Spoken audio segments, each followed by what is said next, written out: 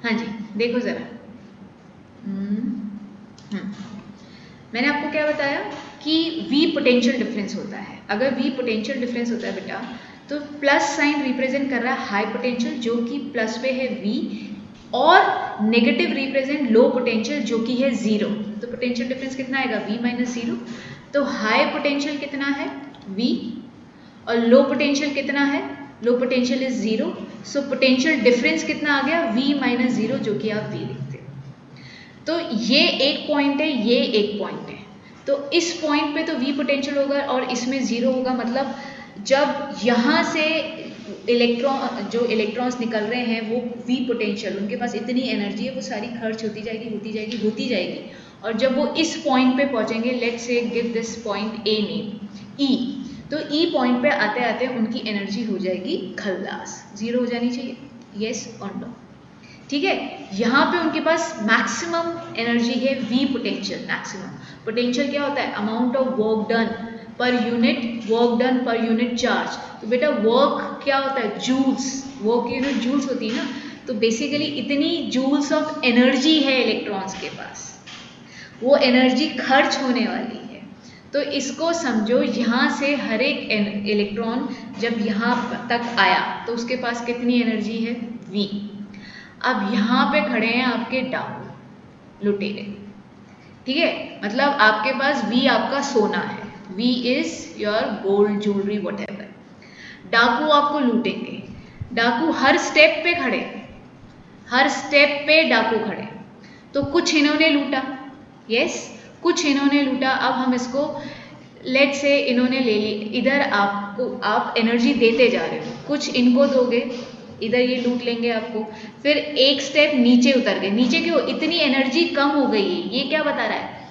ये एनर्जी, ये इतना सोना आप दे चुके, आपकी एनर्जी डाउन जाएगी। V क्या है? हाईएस्ट, मैक्सिमम अमाउंट ऑफ सोना यू हैव। ये डाकू आपको लूटने के लिए खड़े हैं। ठीक है, ये लूटना चालू करेंगे, एनर्जी लेवल गिरना चालू होगा। स्टेयर्स क्या बता रहा है? The energy level is getting down. क्यों? क्योंकि हर डाकू पूरा नहीं लूट रहा है। ठीक है, उन्होंने, ये तीनों ने आपस में साथ गांठ कर रखी कि भैया तू भी लेगा, मैं भी लूंगा और सब लेंगे। तो एक पहले ही खत्म नहीं कर देगा। तो कुछ एनर्जी इसको दी, फिर आगे आए, फिर कुछ एनर्जी इसको दी, फिर आगे गए, फिर कुछ एनर्जी इसको दी, और फाइनली यहाँ पे जब पहुंचे तो उनके पास एनर्जी कितनी रह गई? जीरो। तो हर बार इलेक्ट्रॉन्स इधर क्या कर रहे हैं? जब R1 रजिस्टर से निकले तो R1 उनके मोशन को अपोज कर रहा था। ठीक है, तो वो अपनी एनर्जी जब B पे पहुंचे तो वो कुछ एनर्जी खर्च कर चुके थे। तो इसका मतलब यहाँ पे V1 पोटेंशियल डिफरेंस होगा। It is the amount of energy that is being खर्च्ड। तो बची कितनी? ये 60 जूल से आगे बढ़े। अब ये R2 रजिस्टर भी इनके मोशन को अपोज कर रहा था, तो R2 से बचेगा कोई भी नहीं। गुंडे हैं, गुंडे से हम बच नहीं पाएंगे, हमको एनर्जी तो, सोना तो देना ही पड़ेगा।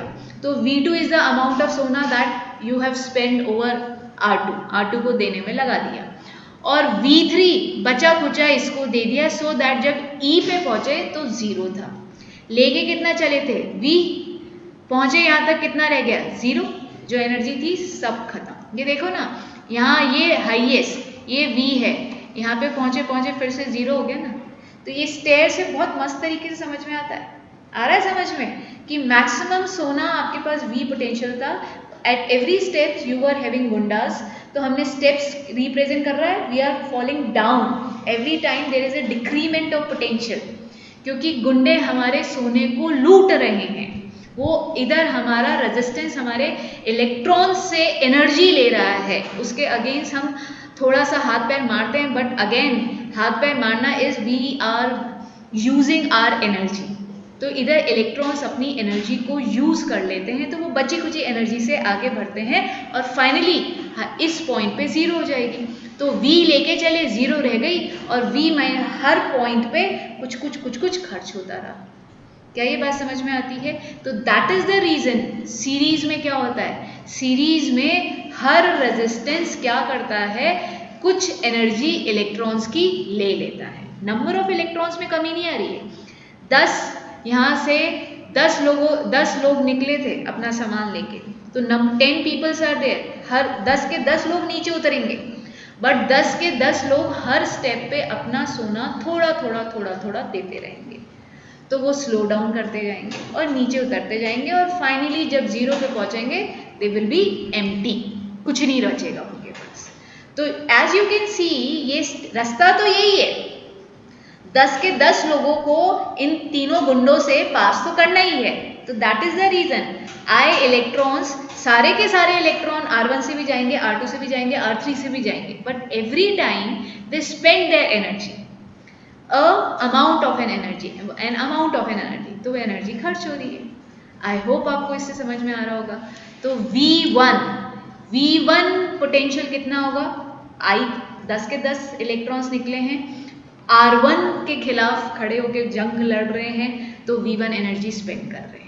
इसी तरीके से V2 पोटेंशियल डिफरेंस, आई 10 के 10 इलेक्ट्रॉन्स निकले हैं, R2 के खिलाफ जंग बोली है कि भैया लड़ेंगे तो है, लड़ना क्या है, देना पड़ेगा, सोना देंगे, और फिर V2 is the amount of सोना given, it is the amount of energy spend, और V3 बची खुची एनर्जी आखिरी गुंडे ने ले ली, आखिरी सोना। तो what was the total amount of सोना, what was the total amount of energy, V कितने पार्ट में डिवाइड हुई, 3 गुंडे, तो तीनों में डिवाइड हो गई। Can you see equally divide नहीं हुई है, बिकॉज तीनों की एनर्जी, तीनों गुंडों की क्षमता डिफरेंट है, ठीक है, there sizes are different, R1 R2 R3 तीनों डिफरेंट रेजिस्टेंस है, तो तीनों अलग अलग फोर्स, अपोजिंग फोर्स लगाएंगे, ठीक है, तो अलग अलग एनर्जी से आपको लड़ना पड़ेगा। तो that is the reason V1 V2 V3 different है। तो व्हाट इज V1, R1 के अक्रॉस जब इलेक्ट्रॉन निकल रहे थे तो कितनी एनर्जी खर्ची, व्हाट इज V2, R2 को जब क्रॉस कर रहे थे तो आए इलेक्ट्रॉन्स ने अपनी कितनी एनर्जी खर्ची, what is V3, R3 resistance के अक्रॉस के थ्रू जब आए इलेक्ट्रॉन्स निकल रहे थे तो उन्होंने कितनी एनर्जी खर्ची, that is equal to I total current into R total resistance, इधर V क्या होता है, V इक्विवेलेंट, टोटल भी बोलते हैं।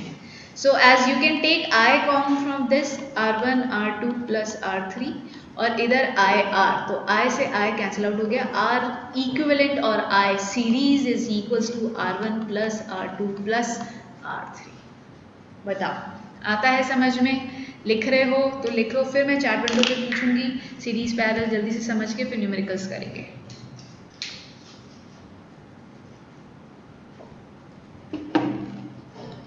यस बता देना मुझे हो गया है तो।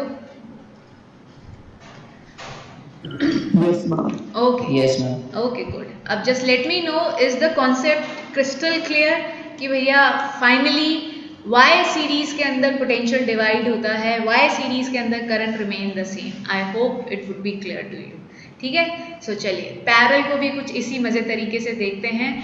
कुछ लोगों को शायद याद हो, कि किसी को याद है कि मैंने पैरेलल कैसे बताया था?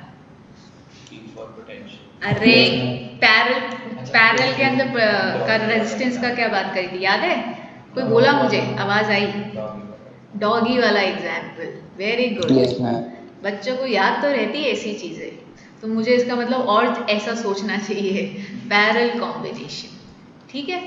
पैरेलल कॉम्बिनेशन देखो, पैरेलल कॉम्बिनेशन मतलब आपने 3 रजिस्टर्स को किस में लगाया है, पैरेलल में लगाया है, ये लगा दिया, ठीक है। यहाँ पे R1, यहाँ पे R2, यहाँ पे R3, और ये V पोटेंशियल। इसको कैसे समझा था हमने ये बोला था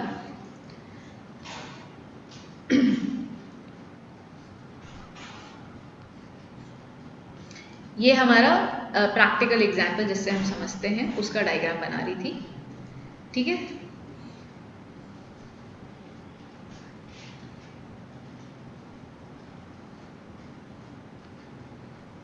ठीक है, हम क्या बता रहे हैं, दीज रिप्रेजेंट स्टेयर्स, ये क्या रिप्रेजेंट कर रहे हैं, स्टेयर्स रिप्रेजेंट कर रही है। प्रैक्टिकल एग्जाम्पल में ये मेरा क्या है, स्टेयर्स, दीज रिप्रेजेंट स्टेयरकेस, ठीक है।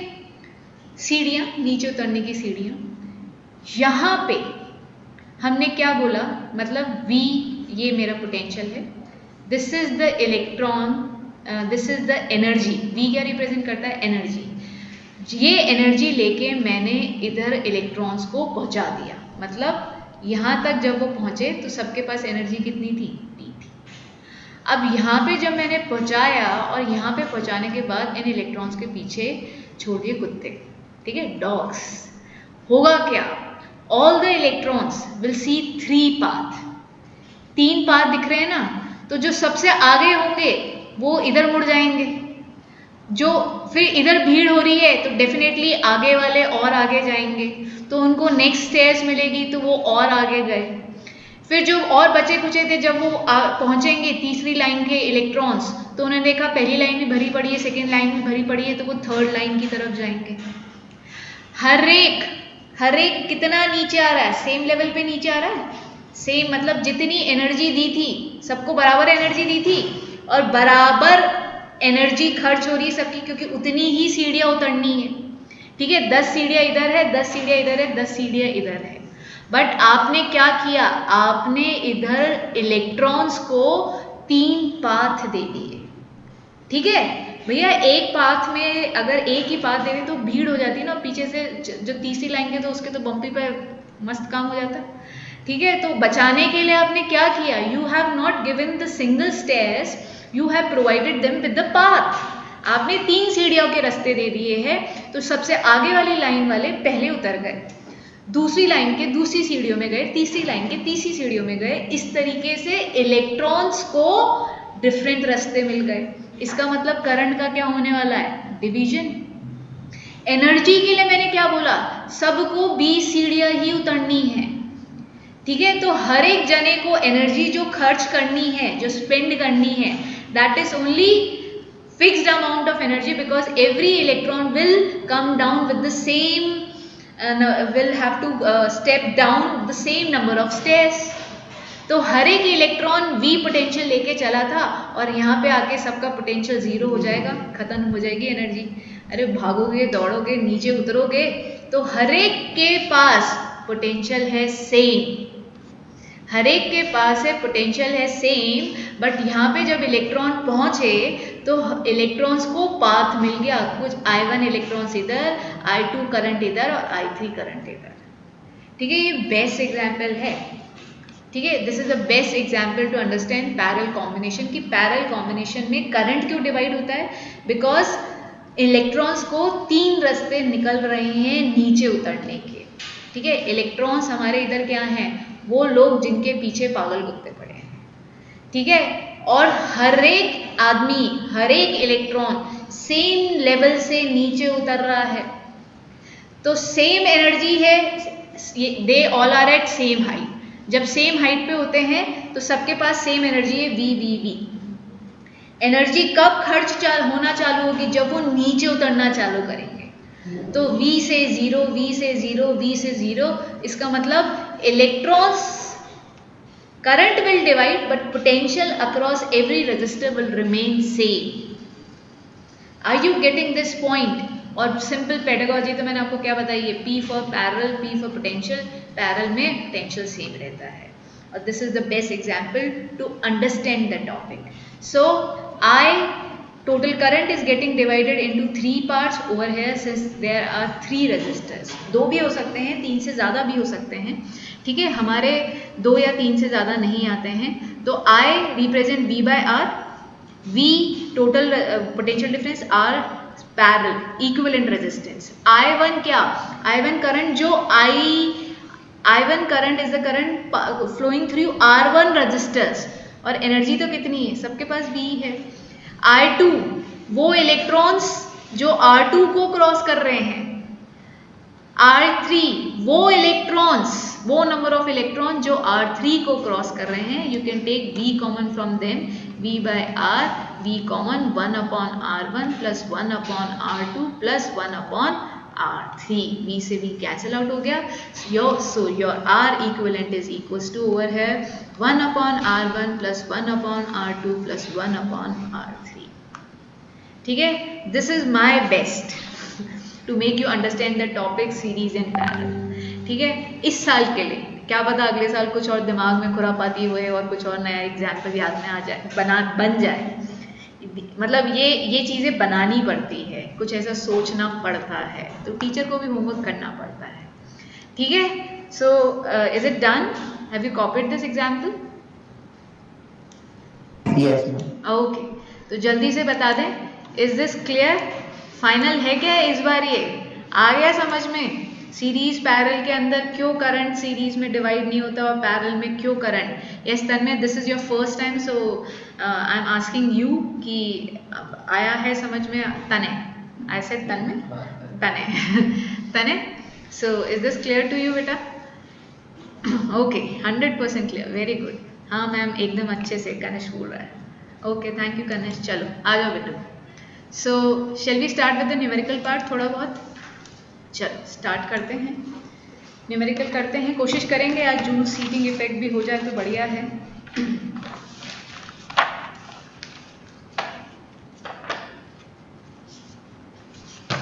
ओके, ये कह रहा है डायरेक्टली, अच्छा क्वेश्चन ले लूँ क्या? ये क्वेश्चन मैंने करवाया हुआ है या फिर मैंने उसके अंदर पूछा हुआ है तुमसे? करवाया हुआ है मैंने। What is the maximum, what is the maximum resistance, what is the maximum resistance which can be made using 5 resistors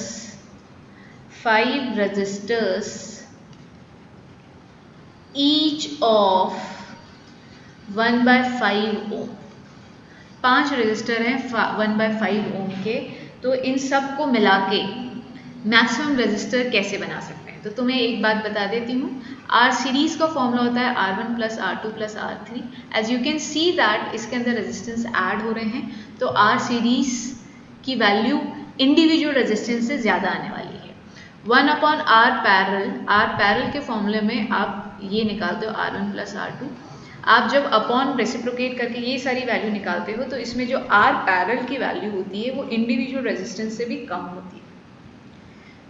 नहीं तो ये याद करो कि आर सीरीज की वैल्यू हमेशा आर पैरेलल से बड़ी होती है। Series resistance is a combination, in series you sum up all the resistance. ठीक है, तो आर सीरीज हमेशा बड़ी वैल्यू देता है, आर पैरेलल हमेशा छोटी वैल्यू देता है, इंडिविजुअल से भी छोटी देता है। ठीक है, तो डेफिनेटली अगर हमको मैक्सिमम रेजिस्टेंस चाहिए तो हम क्या करेंगे, 1/5 + 1/5 को सीरीज में लगा देंगे, 5 बार लगाओगे। ठीक है, ये तो मैंने तुम्हारे लिखने के लिए लिख दिया, but can I write 5 × 1/5? Yes I can write. So R series will be equals to 1 ohm. ठीक है, is this clear to everyone? I hope it would be clear, है ना? आगे बढ़ जाए, चलो नेक्स्ट क्वेश्चन। इसी क्वेश्चन के अंदर मॉडिफिकेशन कर लो, मिनिमम रेजिस्टेंस का केस। मिनिमम रेजिस्टेंस, तो डेफिनेटली मिनिमम रेजिस्टेंस का क्या मतलब है, इन सबको हमको पैरेलल में लगाना रहेगा, तो आपको निकालना है 1/R parallel is equals to 1/R, individual resistance सबके सेम है, इंटू 5 कर दूं, हो जाएगा ना मेरा काम। 5 बार 1/R 5 बार लिखने से बेटर है 5 इंटू कर दो, तो ये लो मैंने कर दिया, तो 5 इंटू R कितना है, 1/5, 5 रेसिप्रोकेट करके ऊपर आ जाएगा, तो R पैरेलल की value 1/25। Can you see 1/25 ohm is less than the individual resistance। Individual है 1/5 और R पैरेलल आया 1/25। Did I say this? Yes, I told you that कि जो इंडिविजुअल रेजिस्टेंस से भी छोटी वैल्यू दे दे वो होता है R पैरेलल। आई थिंक मैं थोड़ा सा फास्ट थी, बट मुझे लगा कि ये टॉपिक आपको आता है तो इसलिए दे दिया था। चलो नेक्स्ट क्वेश्चन करें, कर लें, आ जाओ। ओके, नेक्स्ट क्वेश्चन देखो। नेक्स्ट क्वेश्चन, एक बार 5 ओम और 10 ओम को मैंने पैरेलल में लगाया, 5 ओम 10 ओम को मैंने पैरेलल में लगाया। I am giving you time this time, है ना, आप खुद ट्राई करना। और ये 20 वोल्ट की बैटरी है, और एक बार मैंने 5 ओम और 10 ओम, 5 ओम और 10 ओम को सीरीज में लगाया। ठीक है, अब मैं आपको क्या कह रही हूँ, इन बोथ केसेस मतलब सीरीज और पैरेलल, बोथ केसेस आप मुझे सारी चीज़ें बता दो, क्या आर इक्विवेलेंट दोनों केसेस के अंदर, ठीक है। सेकेंड पार्ट, आई इन 5 ओम, आई इन 10 ओम दोनों के अंदर, ठीक है। Third part, V in 5 ohm, V in 10 ohm. Fourth part, I, total I, ठीक है, total current and total voltage तो है ही, ठीक है। ये सब आपको निकालना है, टोटल करंट, सारी चीज़ें दोनों में। I am giving you 2-3 minutes, सब लोग कर सकते हैं फटाफट।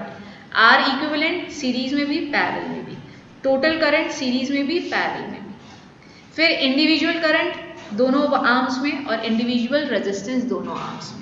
लो कर डालो फटाफट। यस एवरीवन, बताना मुझे हो जाए तो।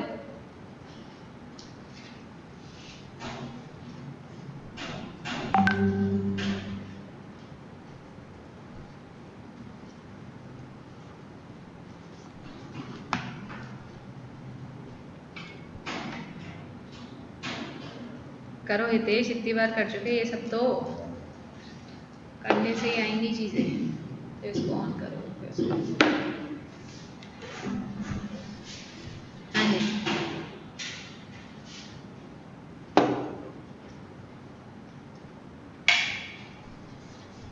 ब्लू नहीं हुआ,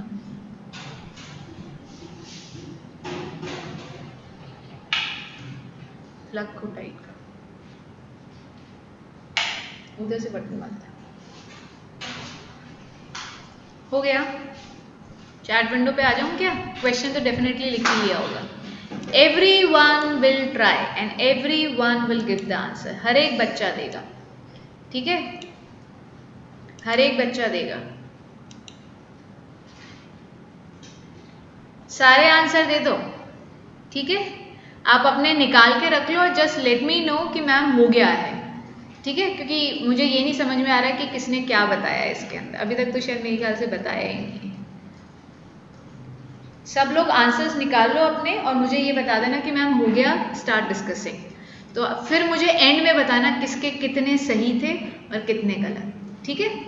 तो it's better try all the parts and just let me no कि मैम हमने कर लिया है ट्राई, अब हम डिस्कस करेंगे आपके साथ। कनिष्क ने सारे पार्ट्स निकाल लिए, ओके।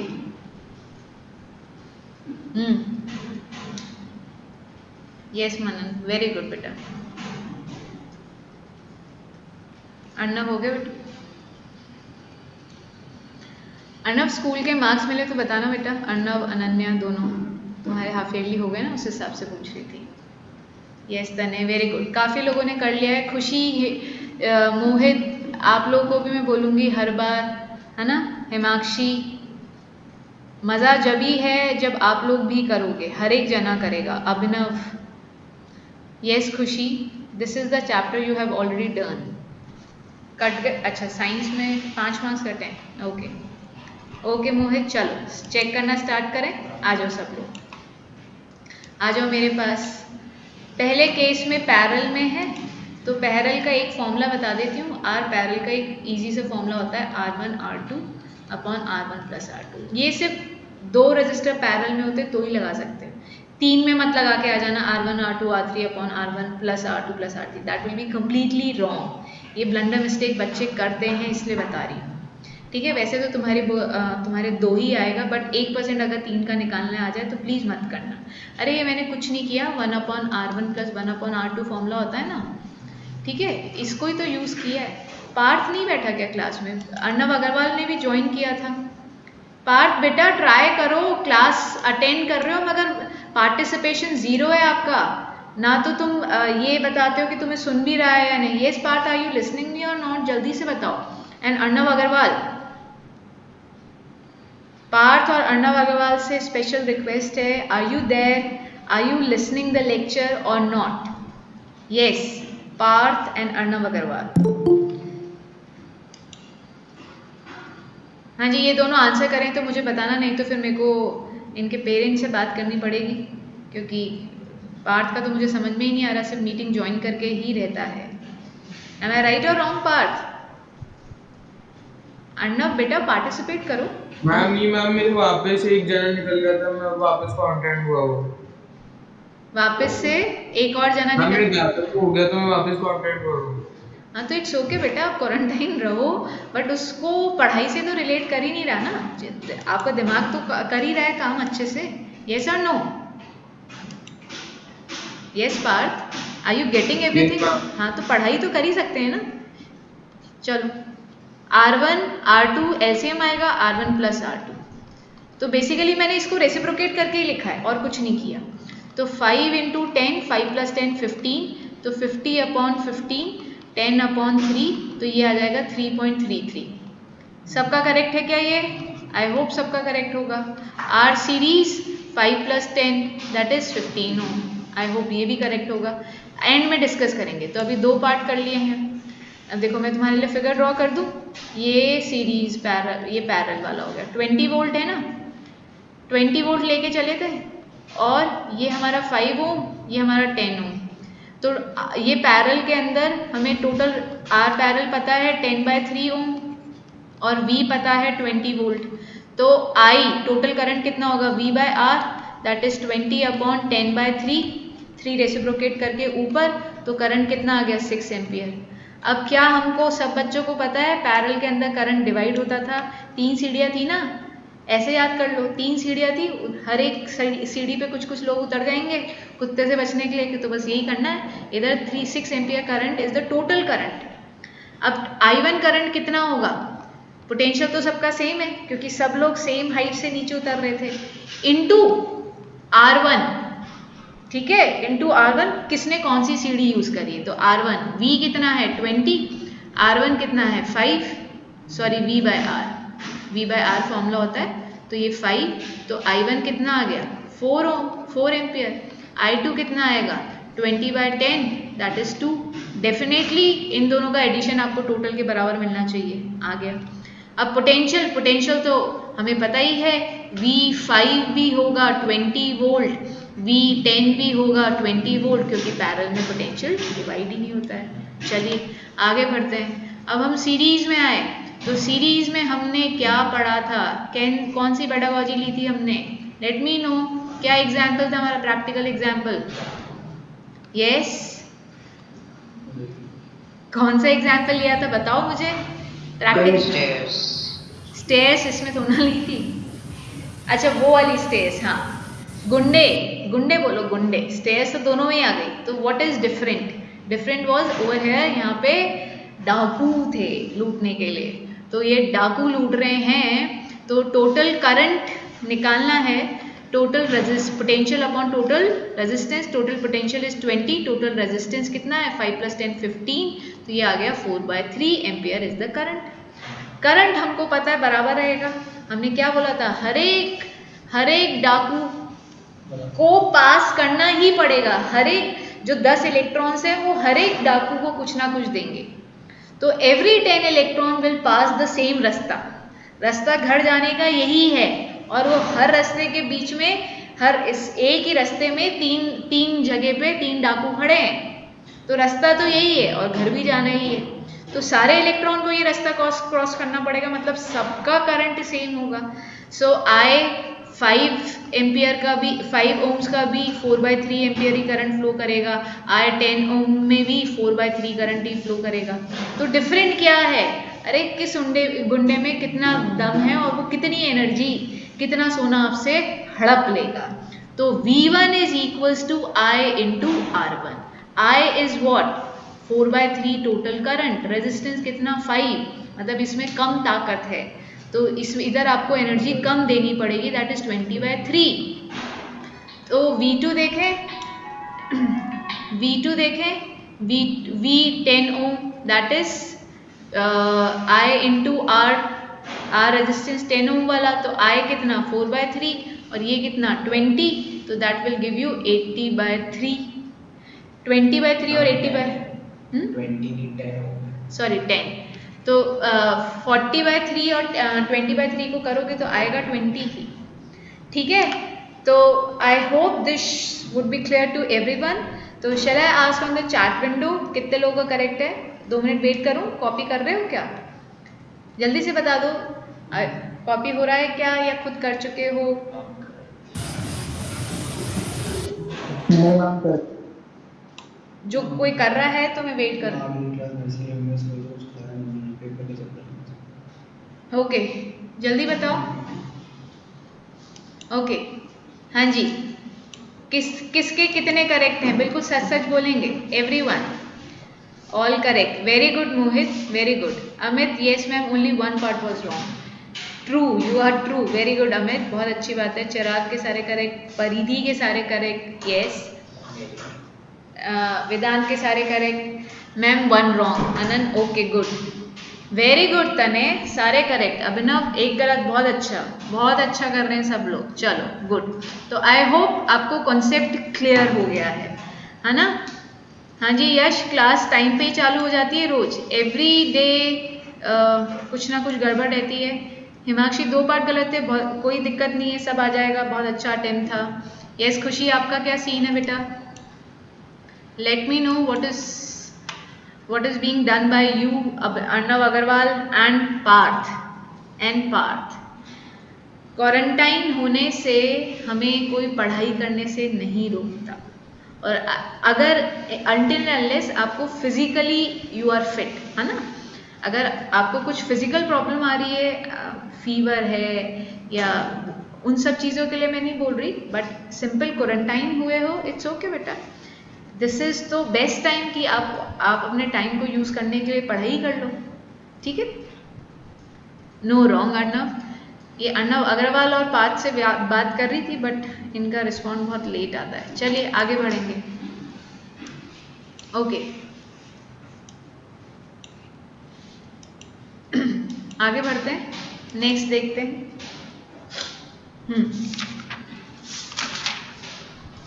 अच्छा, ये करके दिखा दो, ये करके दिखा दो फटाफट सब लोग।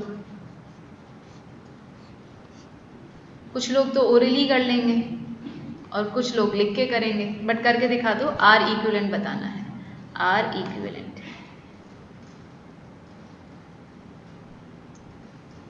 आर इक्विवेलेंट बता दो फटाफट।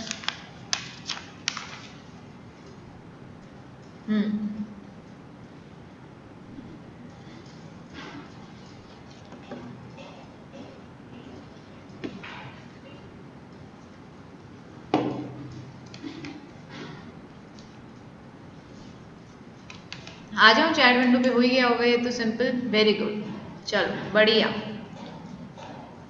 कर लेंगे सब लोग। देखना है मेरे साथ, ये लो देख लो। पहले तो ये दोनों पैरेलल में है, तो इनका आर पैरेलल कितना हो जाएगा? 9 into 9 upon 9 plus 9, that is 81 upon 18। वाह कितना अच्छा नंबर है ना? तो 9 के टेबल पे जा रहा है, तो ये हो गया 9 और ये हो गया 2, 9/2। सो आर इक्विवेलेंट कितना हो जाएगा? ये वाले 9 को 9/2 से ऐड कर देंगे सीरीज के अंदर, तो ये हो जाएगा 18 plus 9 upon 2, that is 27 upon 2, that is 13.5 ohm. Perfect answer. चलो नेक्स्ट क्वेश्चन लो, ये नेक्स्ट क्वेश्चन करके दिखाओ। Let me know if I am going fast, since it is a revision, तो थोड़ी बहुत लिबर्टी ले रही हूँ, but still you can tell me. 10 ohm, 10 ohm, 10 ohm, 10 ohm, ठीक है? और ये करंट इस तरीके से निकल रहा है। अब आप लोगों को क्या बताना है? क्वेश्चन है find the current, find the equivalent current, find the current drawn from the battery by the network of 4 resistors. ये 3 वोल्ट है, करो जरा try. Equivalent current, total current बताना है जो कि बैटरी से निकल रहा है। ये जो आई बताया ना, ये आई की वैल्यू बतानी है। देखो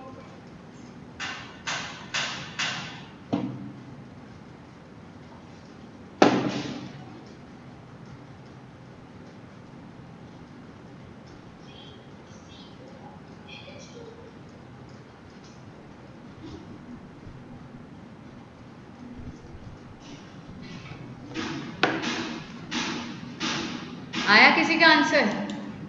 फिगर तो बन ही गया है सबका। ओके, आंसर में थोड़ा थोड़ा डिफरेंस आ रहा है। लेट मी सी किसका गलत है और किसका करेक्ट है।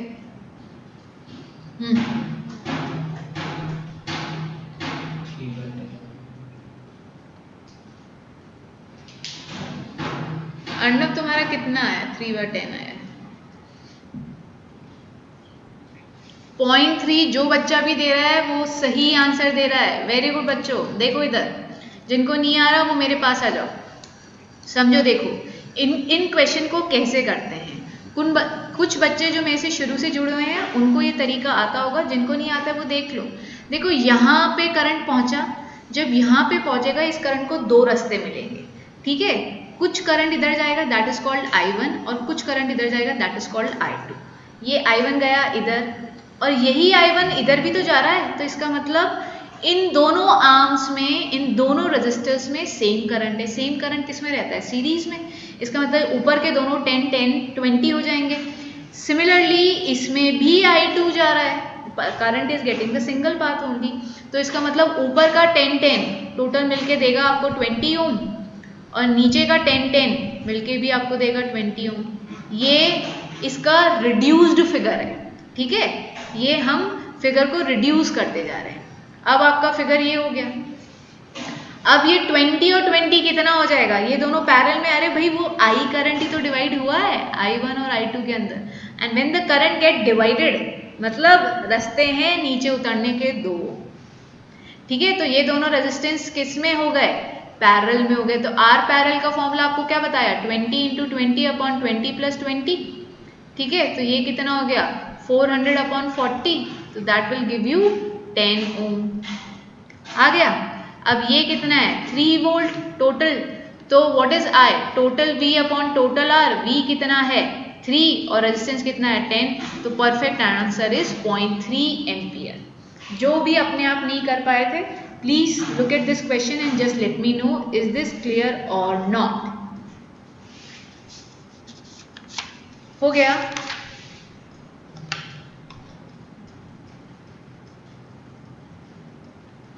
पूछो एक बार आके, is this clear? Okay good. कनिष्ठ ने मिस्टेक कर दी थी, ओके कोई बात नहीं।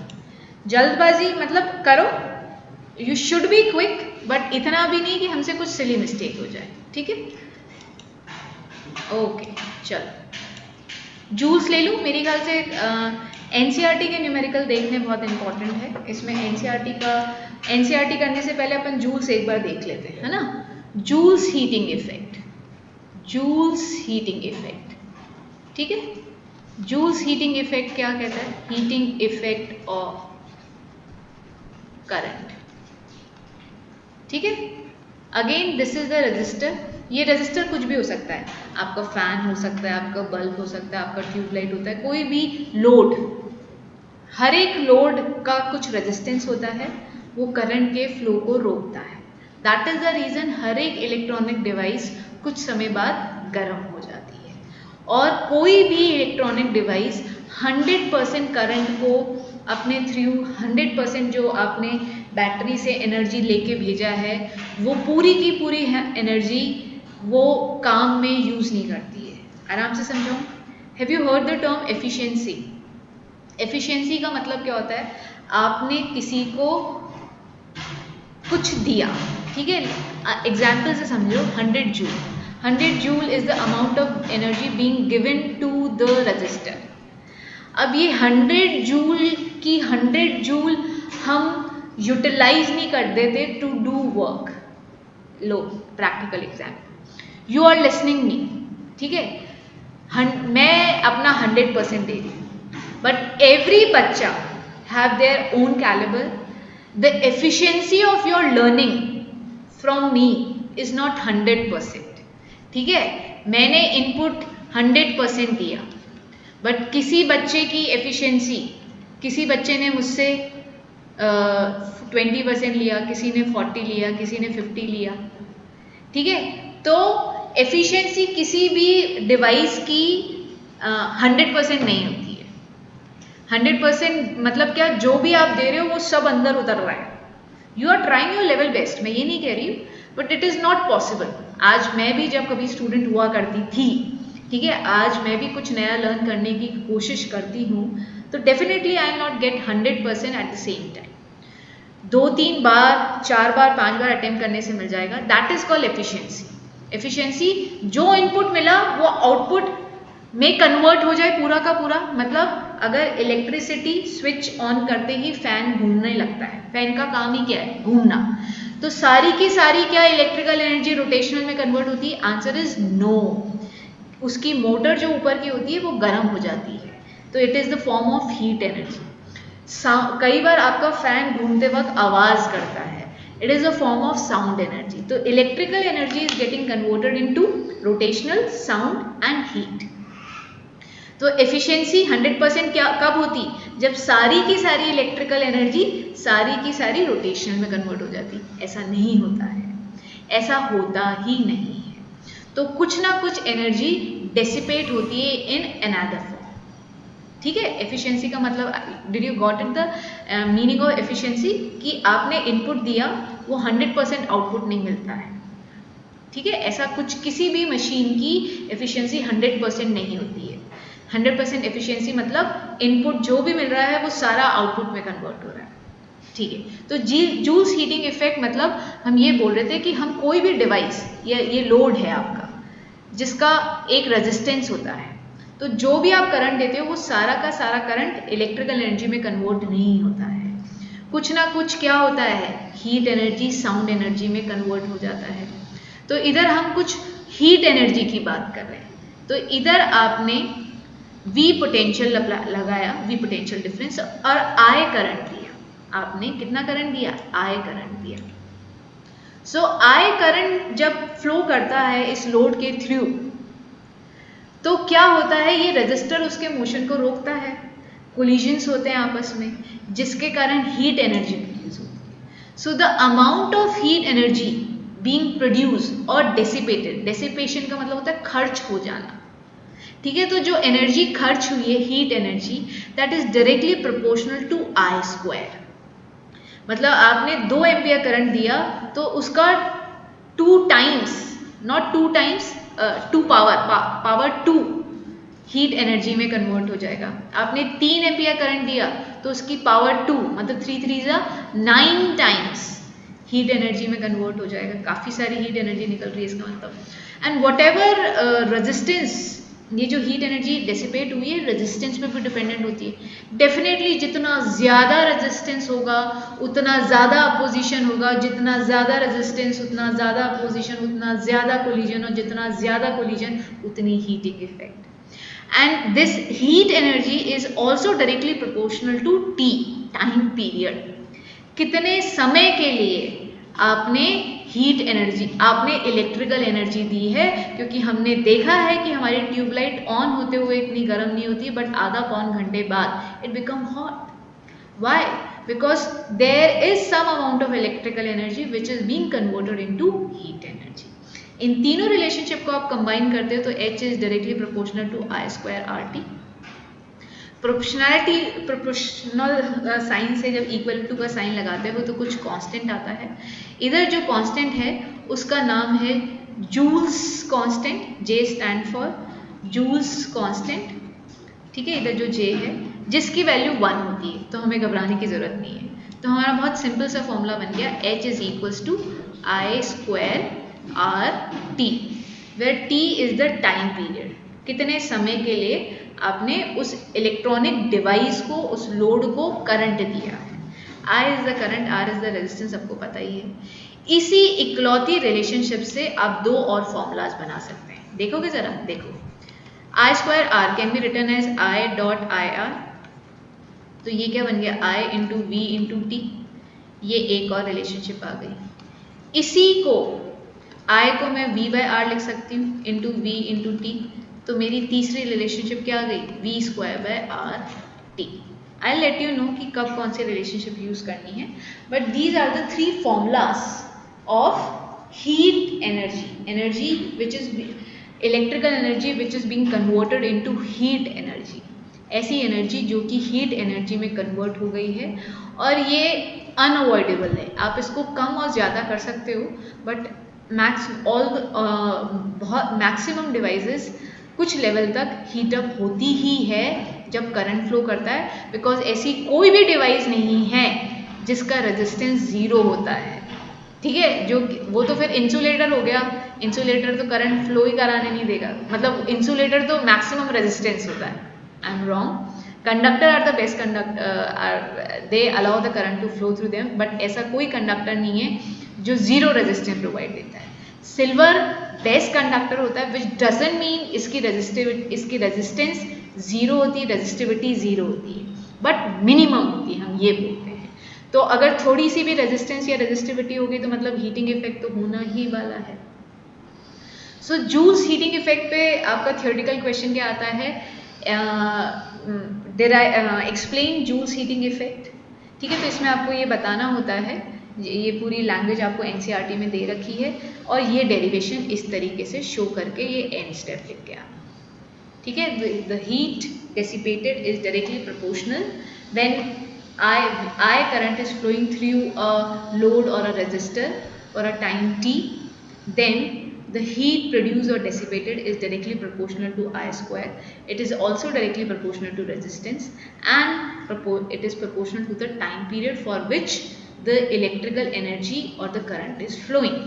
So इन सब के बाद ये ऐसे लैंग्वेज लिखोगे, फिर ये 3 स्टेप्स और आखिरी चौथा स्टेप जो कि आपको हीट बताता है। एनसीईआरटी की ही लैंग्वेज लिखनी है, अपना कुछ मत लिखना। ठीक है, समझ यही लैंग्वेज है, थोड़ी बहुत इधर उधर हो जाएगी, चल जाएगा, कोई दिक्कत नहीं है, बट मीनिंग यही निकलना चाहिए, है ना। कुल मिला के बात ये है कि meaning should be this only. Heat एक फॉर्म की एनर्जी होती है तो इसकी यूनिट जूल्स ही होएगी। ठीक है, तो it has a unit of joules only. Is it copy? बताना बेटा। Yes, ma'am. Yes, ma'am. Okay, Yes, sir. चलो गुड। पावर भी यहाँ पे देख लेते हैं। Power of any electronic device,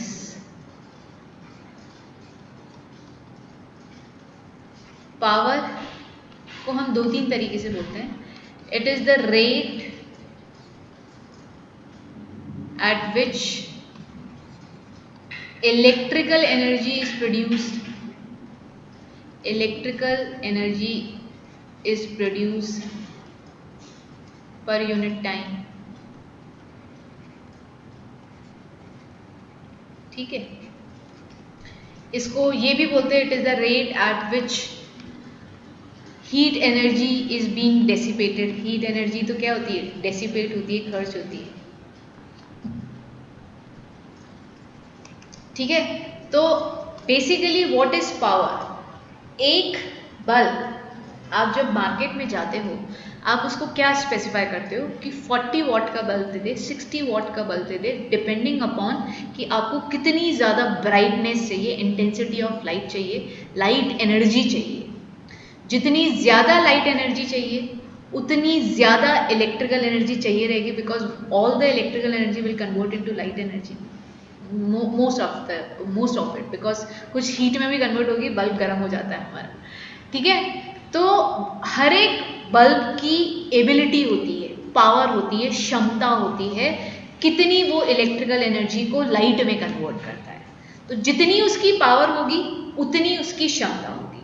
हमारे डे टू डे लाइफ में भी हम पावर को किससे रिलेट करते हैं, आपकी क्षमता से तो रिप्रेजेंट करते हैं कि भैया इसमें बहुत पावर है, ये धक्का एक धक्का देगा और गिर जाएंगे, मतलब एक पुश, एक हाथ का पुश ही सफिशिएंट है, तो वो उसकी पावर होगी ना। ठीक है, आप 2 घंटे लगातार नॉन स्टॉप कुछ पढ़ाई कर रहे हो, तो this is your power to do work, to study. ठीक है, और वही बच्चा उसी काम को 5 घंटे तक करता है। तो पावर इज आपने कितने कम समय में कितना ज्यादा काम किया। तो इधर what is power, electrical energy, कितनी सारी इलेक्ट्रिकल एनर्जी जितने कम टाइम में चली जाएगी उसकी पावर उतनी ज्यादा। मैंने क्या बोला, एक बच्चा 2 घंटे में सारा काम निपटा देता है, एट द सेम टाइम दूसरा बच्चा वही काम 5 घंटे 6 घंटे में करता है, तो किसकी पावर ज्यादा हुई, जिसने कम समय किया। तो power is inversely proportional to time and directly proportional to electrical energy. हम बल्ब को जितना वॉट बड़ा बल्ब लेके आते हैं, उसका मतलब बड़ा का मतलब पावर 80 वॉट 100 वॉट, तो जितनी ज़्यादा पावर होती है मतलब उसकी इलेक्ट्रिकल एनर्जी उतनी ज़्यादा वो लाइट एनर्जी में कन्वर्ट कर देगा, उतनी ज़्यादा ब्राइटनेस मिलेगी आपके कमरे को। तो it is can be written as electrical energy per unit time और heat energy dissipated per unit time. ठीक है। पावर की एसआई यूनिट होती है वॉट। काफ़ी लोगों को पता होगा, नहीं पता है। एसआई यूनिट ऑफ पावर कितनी होती है? वॉट, जिसको हम कैपिटल W से रिप्रेजेंट करते हैं। अगर इसके फॉर्मूले को देखोगे, इलेक्ट्रिकल एनर्जी या हीट एनर्जी का फॉर्मूला भी आपने क्या देखा था? I²RT upon T। T से T कैंसिल आउट हो जाएगा, तो पावर के फॉर्मूला क्या आएंगे? I²R P²/R और VI। ठीक है, देखेंगे किसको कैसे यूज करना है, but these are the formulas. बताइए जरा, लिख रहे हैं क्या? लिख लिया, समझा?